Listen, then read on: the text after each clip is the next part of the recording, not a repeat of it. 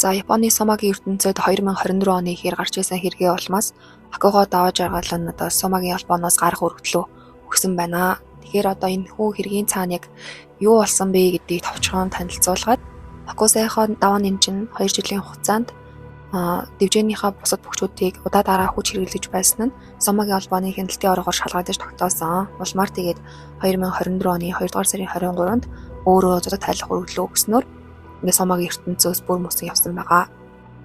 За энэ хүү хүчирхийллийн асуудлаас үүдэж Сомагийн холбоо нь Хакуго даваа жаргалыг ямар нэгэн арга хэмжээ аваагүй гэдэг утгаар цалингийн 3 сарын хугацаанд 20%-аар бууруулсан бөгөөд багшийн цолыг нь 2 зэрэглэлээр доош бууруулж тосёрой хэмээх цолон даваацсан. Тэгээд Сомагийн ертөнцид Ойкада нь одоо зүгээр л нэг багш гэсэн зүйл биш, дотроо олон зэрэгэл болгож хуваагддаг. Өмнө нь бол 2021 онд даваа жаргалын зодог талаад Миягино Ойкадагийн ийм буюу Миягино дэвжийг өвлж аваад дэвжээ удирдах эрх бүхий багш болсон.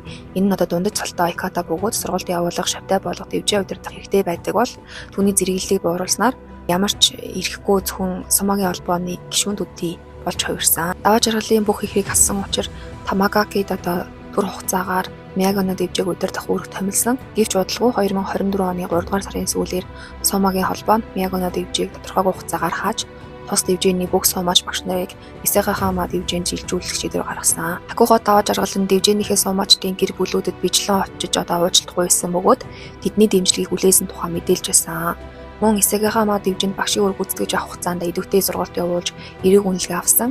Мөн 2025 оны ихээр Хакуго цом тэмцээнийг зохион байгуулах зөвшөөрөл авсан нь Миягино дэвжийг захин нэг эхлэл байж магадгүй хэмээн хэвлэлүүд одоо мэдээлж байсан. Гэвч 2025 оны 4-р сард Хакуго Сомагийн холбооноос гарах өргөдөл гаргасан тухай мэдээлэл явсан. Тэрээр энэ талаар тодорхой тайлбар хийгээгүй. Сэтгүүлчийн асуултад ийдгээр хариулж ямар нэгэн байдлаар үгүйсгээгүй. Энэ хүү асуудлыг 6 дугаар сарын 2-нд Сомагийн холбооны одоо онцгой хурлаар оруулж хэлэлцэх болно. Хурлаар мөн одоо Исэхахама дэвжээний Ойкада болох Асахын хүчийг 65 нас хүрээд төвд гарах болсон. Дараагийн Ойкада хэн байх вэ гэдгийг хэлэлцэж батлах болно. Ер нь бол Тэрнэ хүчийн гаан эрдэм маань дараагийн Ойкада болох болов уу гэсэн хүлээлттэй байгаа.